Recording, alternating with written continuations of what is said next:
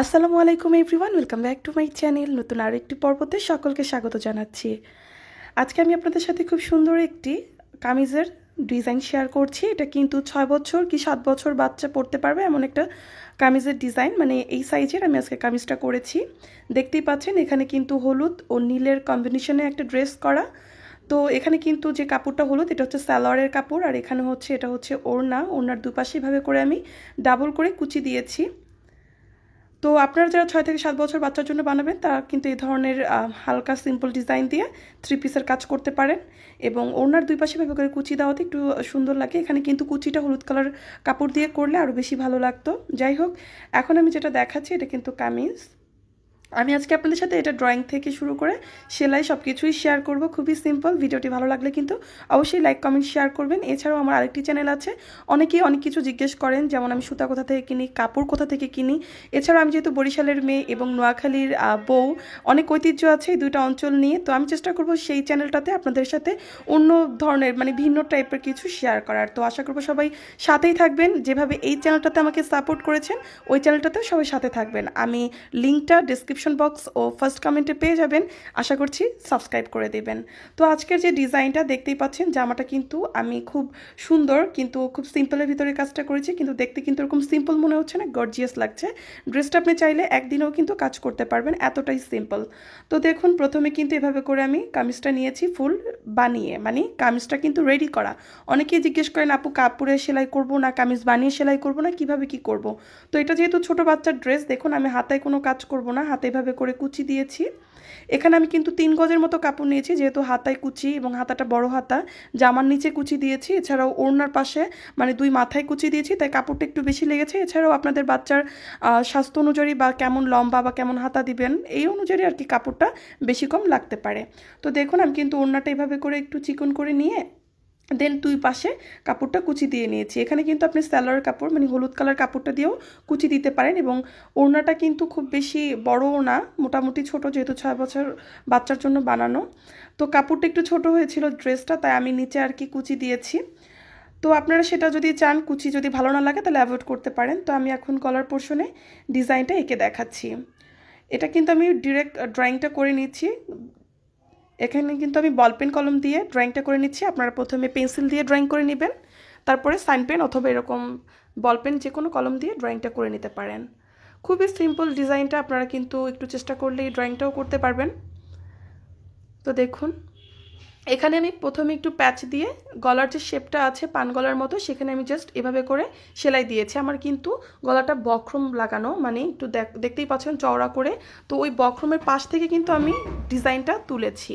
তো এখন যেখানে যে মোড় মানে প্যাচ দিয়ে যে ডিজাইনটা করেছি, সেখানে আমি এভাবে করে 7টা পাতা দিয়ে একটা করে ফুলের মতো ডিজাইন করছি। দেখুন প্রথমে মাঝখানে একটা পাতা দিয়ে 2 পাশে 3টা মানে 6টা পাতা, টোটাল 7টা পাতা দিয়ে ডিজাইনটা হবে। খুবই সিম্পল, খুব কঠিন কিছু না। আপনারা অনেকেই বলেন আপু সিম্পল ডিজাইন দেখাবেন, তো চেষ্টা করলাম এটা সিম্পলের ভিতরে করার। আপনারা চাইলে কিন্তু এটা বড় ড্রেস মানে বড়দের জন্যও করতে পারেন, সেক্ষেত্রে ডিজাইনটা একটু বেশি হবে। তো এভাবে করে এখন হোল যে গলার যে পাইপটা আমি এটা করে নিচ্ছি। একটা পাশ হয়ে গেছে, এখন আমি আরেকটা সাইড করে নিচ্ছি। একইভাবে কিন্তু জামার নিচের অংশে চাইলে আপনারা ওড়নার 2 মাথায় মানে ওড়নার 2 পাড়ের দিকেও এভাবে করে ডিজাইনটা করতে পারেন। আমি আর ওড়নাতে কাজ করিনি যদিও। ওড়নার ভিতরেও চাইলে আপনারা 2 পাড়ে এভাবে করে ডিজাইনটা দিবেন, লতা ডিজাইনটা। আর জামার ভিতরে যে ছোট ছোট ফুলগুলো ছিল সেই ফুলগুলো কিন্তু ওড়নার ভিতরেও ছিটিয়ে কাজ করতে পারেন, তাহলে অনেক সুন্দর লাগবে। যেহেতু আমার ড্রেসটা অর্ডার ছিল, খুব বেশি সময় ছিল না হাতে, আমি একদিন সময় পেয়েছিলাম ড্রেসটা মেক করার জন্য, তাই আমি সিম্পলি এভাবে করেই করেছি। আর ওড়নার রিকোয়ারমেন্টটা ছিল না, আমি ওড়নাটা নিচ থেকেই করে দিয়েছি, তাই ওড়নাতে আর কাজ করিনি।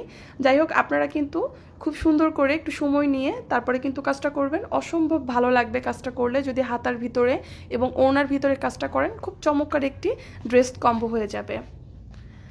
তো এই হচ্ছে গলার ডিজাইনটা, দেখতেই পাচ্ছেন খুবই সিম্পলের ভিতর করেছি, এবং জামার নিচের অংশে যেখানে আমি কুচি দিয়েছি তার উপরের অংশে কিন্তু লাইনটা করেছি।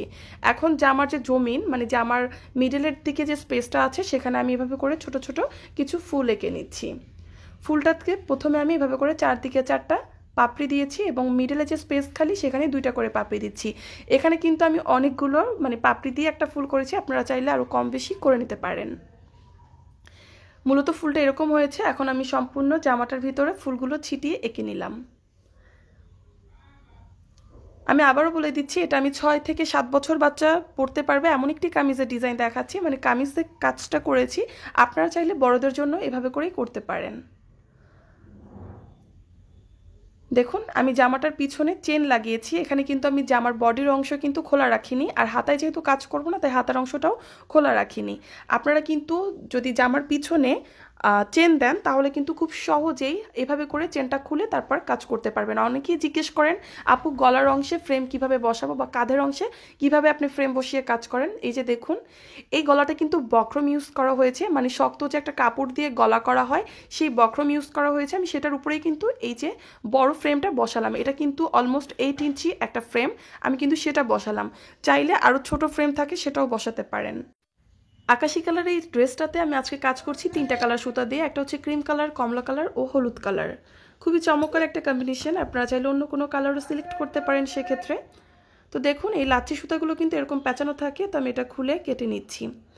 আর আমি আবার আপনাদের দেখিয়ে দিচ্ছি একেবারে ঘাড়ের দিকে, মানে একেবারে কলারের দিকে যেই কাজটা থাকে সেটা এভাবে করে ফ্রেমটা বসিয়ে নেবেন। সেক্ষেত্রে ফ্রেমটা একটু নাকটা টাইট বা ঢিল করা লাগতে পারে, সেটা করে নেবেন। আমি কিন্তু মূলত গলার অংশের কাজগুলো এইভাবে করে ফ্রেম করেই করি। অনেকেই জিজ্ঞেস করেন আপু জামাটা ফুল মেক করা হয়ে গেলে গলার অংশ কাজ করতে অসুবিধা হয়। কোনো কষ্ট হয় না বা অসুবিধা হয় না। আপনারা একটু ভালোভাবে চেষ্টা করবেন, আগে ভালোভাবে ফ্রেমটা বসিয়ে নিতে হবে এবং মাস্ট খেয়াল রাখতে হবে ফ্রেমটা যেন টাইট থাকে, মানে আপনার কাপড়টা যেন ঢিল না থাকে, টাইট করে আটকে নেবেন। আর অনেকেই বলেন আপু কাজ করার সময় মানে আমি যদি জামাটা ফুল কমপ্লিট করে তারপর কাজ করি তাহলে কাজের শেষে দেখা যায় জামাটা ক্ষেপে আসে, মানে কুঁচকে আসে অথবা কাপড় শর্ট হয়ে আসে। আসলে এটা হয়ে থাকে অনেক সময় আপনি যদি কাপড় কাজ করার সময় সুতা অনেক বেশি টেনে টেনে কাজ করেন, সেক্ষেত্রে দেখা যায় যে কাপড়টা কুঁচকে আসে, অথবা আমাদের কাপড়টা এত বেশি মার দেওয়া থাকে যে আপনি কাপড়টা কাজ করার পরে যখন আপনি মানে জামাটা কাজ করার পরে যখন আপনি ওয়াশ করেন তখন দেখা যায় কাপড়টা মেইনলি কুঁচকে আসে, তখন আপনার কাছে মনে হয় যে আসলে কাজ করার জন্য এরকমটা হয়েছে। তাই কাপড় নির্বাচনটা সব থেকে আপনার গুরুত্বপূর্ণ একটা বিষয়, তাই কাপড় সিলেক্ট করবেন খুব ভালোভাবে, একটু দামি কাপড়ে চেষ্টা করবেন হাতের কাজটা করতে। অনেক সময় আমরা 40 টাকা 45 টাকা বা 50 টাকার মধ্যে মানে কাপড় নেই একটু সস্তা বা কম দামি, আর কাপড়টা আসলে বোঝা যায় না, আসলে দামি কম দামির উপরও ডিপেন্ড করে না, অনেক সময় বোঝা যায় না। দামি কাপড়ও আসলে ভালো হয় না, ধোয়ার পরে রং উঠে অথবা কাপড়টা ক্ষেপে আসে। একটু ভালো করে খেয়াল করে বা বুঝে কাপড় কিনবেন, তাহলে আসলে কাজ করার পরে ওয়াশ করলেও অসুবিধা হবে না। যেমন আমি আলহামদুলিল্লাহ যে কয়টা ড্রেস করেছি আমার কিন্তু কখনো এই ধরনের প্রবলেম হয়নি।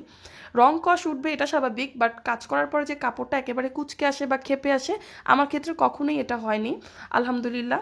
তো যাই হোক দেখুন আমি এখানে কিন্তু ডালফোর দিয়ে ক্রিম কালার সুতাটা দিয়ে এখানে কাজটা করেছি, এবং যে মোচড় মানে একটা গোল যে শেপ দাগ দিয়েছিলাম সেটার ভিতরে এই ডিজাইনটা করেছি।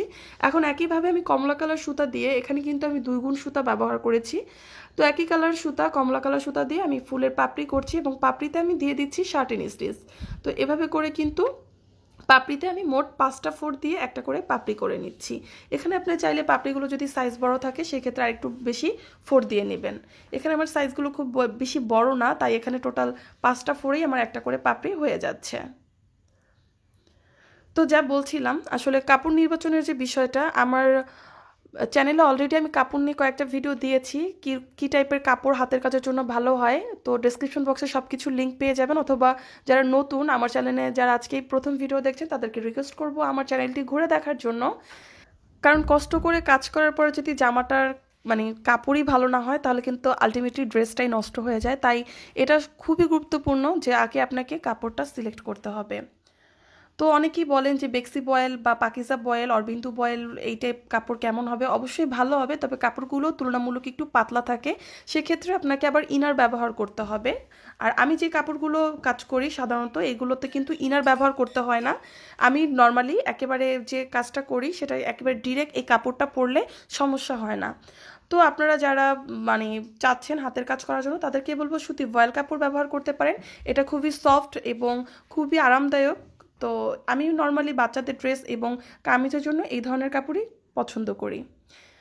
তো এখন এভাবে করে দেখুন সেলাইটা আসলে তো দেখলেই বোঝা যাচ্ছে কিভাবে সেলাই করছি। আর নর্মালি এখন আপনারা মোটামুটি আমি কিন্তু খুব বেশি কঠিন কোনো সেলাই দিয়ে কাজ করি না, খুব সিম্পল এবং নোন সব সেলাই দিয়েই আমি কাজগুলো করি।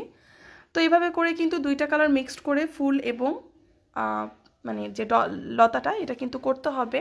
এই যে একটা হলুদ একটা কমলা এইভাবে করে সিকোয়েন্স মেনটেন করে আমি কিন্তু ফুলের কাজটা করেছি। আর এই যে দেখুন চেনটা খোলা থাকার শর্তে কিন্তু আমার যে মানে বডির অংশে যে কাজগুলো সেগুলো করতেও অসুবিধা হয়নি। আমি এখানে 6 ইঞ্চি সাইজের একটা ফ্রেম ইউজ করে তারপর কিন্তু কাজটা করেছি। এর থেকে ছোট সাইজেরও কিন্তু ফ্রেম আছে, যেটা হাতার অংশে অথবা ছোট কোনো কাজ করতে অথবা রুমালের কাজ অথবা এখন অনেকে মাস্কে কাজ করেন, মাস্ক কাজ করার জন্য ছোট যে ফ্রেমগুলো এগুলো অনেক বেশি ভালো হয়। আপনারা সব ধরনের ফ্রেম কিন্তু নিউ মার্কেটে পেয়ে যাবেন অথবা আপনারা সুতার দোকানে খুঁজলে ফ্রেম পেয়ে যাবেন। আমি চেষ্টা করব আপনাদেরকে ফ্রেম নিয়ে একটা ভিডিও শেয়ার করার, কারণ অনেকেই আমাকে ফ্রেম নিয়ে অনেক কোশ্চেন করেন যে কিভাবে ফ্রেম বসালে ফ্রেমের কাজ ভালো হবে, কোন ফ্রেমটা ভালো, প্লাস্টিক না কাঠের। দুটাই ভালো, আমি দুইটা ফ্রেমই ইউজ করি, তবে কোনটা ভালো বা কেমন দাম অথবা কোন ফ্রেম দিয়ে কোন কাজ করা হয় ইনশাল্লাহ আমি চেষ্টা করব আপনাদেরকে এ ধরনেরও ভিডিও শেয়ার করার জন্য। এছাড়াও অনেকে লোকেশন জিজ্ঞেস করেন যে আমি সুতা কোথা থেকে কিনি, কাপড় কোথা থেকে কিনি, বা এই যে সেলাইয়ের যে বিভিন্ন অ্যাক্সেসরিজ জিনিসগুলো এগুলো কোথা থেকে কিনলে ভালো হয়, কেমন দাম এক্সেট্রা। তো আমি চেষ্টা করব আমার যে অ্যানাদার একটা চ্যানেল খুলেছি ওটার ভিতরে আপনাদের সাথে এই জিনিসগুলো শেয়ার করার। তাহলে যেটা হবে আপনারা কাছাকাছি যদি থাকেন লোকেশনের সেখান থেকে আপনারা পারচেস করতে পারবেন এবং আপনাদের এটার দাম সম্পর্কে বা জায়গাটা সম্পর্কে একটা ধারণা হয়ে যাবে। বেসিক্যালি এইসব জিনিস ভেবেই আমি কিন্তু আর একটা চ্যানেল খোলা, যেহেতু এই চ্যানেলে আমি শুধু সেলাই টিউটোরিয়ালগুলো শেয়ার করছি তাই এখানে আমি চাচ্ছি না অন্য কিছু আর অ্যাড করতে। আমার ওই চ্যানেলটার ভিতরে সব কিছুই থাকবে এই ধরনের জিনিস। এছাড়াও আমি অন্য ধরনের যে ক্রাফটিং কাজ করি সেই কাজগুলো আপনাদের সাথে ওই চ্যানেলটাতে শেয়ার করব। তাই যারা আমাকে এই চ্যানেলে এত ভালোবাসা দিয়েছেন আশা করব সেই চ্যানেলটাতেও আমার সাথেই থাকবেন এবং সাবস্ক্রাইব করে রাখবেন। আমি ইনশাল্লাহ খুব তাড়াতাড়ি ওই চ্যানেলে আমার ব্লগিং, ট্রাভেলিং এবং কুকিং, এ ধরনের শপিং এছাড়াও অন্যান্য বিভিন্ন ধরনের আপনাদের ডিমান্ডিং ভিডিওসগুলো ওইখানে আমি আপলোড করব। তো দেখুন এখানে কিন্তু ফুলটা এভাবে করে সেলাই করার পরে আমি মিডলে কিন্তু এখন ক্রিম কালার সুতাটা দিচ্ছি। আমি কিন্তু এখানে ফুলগুলো দুইটা কালার সুতা ব্যবহার করেছি, কমলা এবং হলুদ, আর মিডলের যে এই সার্কেলটা এটা হচ্ছে ক্রিম কালার। তো দুইটা কালার মিক্সড করে আমি এভাবে করে কাজটা করেছি। আপনারা চাইলে এখানে আরও সুতা কালার অ্যাড করতে পারেন, মানে মাল্টি কালার করতে পারেন। এর আগে কিন্তু আমি বড় একটা ফ্রেম আপনাদের গলার অংশে বসিয়ে দেখিয়েছি, এখন দেখাচ্ছি ছোট সাইজের এই ফ্রেমটা গলার অংশে বসিয়ে। দেখুন কত সুন্দর করে সেট করে নিলাম। তো এভাবে কিন্তু আপনার ফ্রেমের বড় ছোট সাইজের উপর ডিপেন্ড করে না, আপনি যে কোনো সাইজের ফ্রেমই গলার এই অংশে বসিয়ে তারপর সুন্দর করে কাজ করতে পারেন। আর যেহেতু আমি হাতায় কাজ করছি না তাই হাতার অংশটা খোলাও রাখিনি, আর হাতায় কিন্তু কাজ করলে অবশ্যই আপনাকে হাতার অংশটা খোলা রাখতে হবে।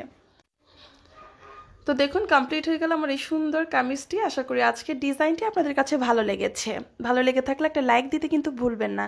সেই সাথে আমার চ্যানেল যদি আজকে নতুন হয়ে থাকেন আর যদি সাবস্ক্রাইব না করে থাকেন তাহলে কিন্তু অবশ্যই চ্যানেলটি সাবস্ক্রাইব করে দিবেন এবং পাশে থাকা বেল বাটনটিও প্রেস করে দিবেন।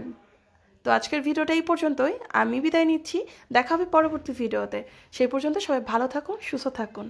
আল্লাহ হাফেজ।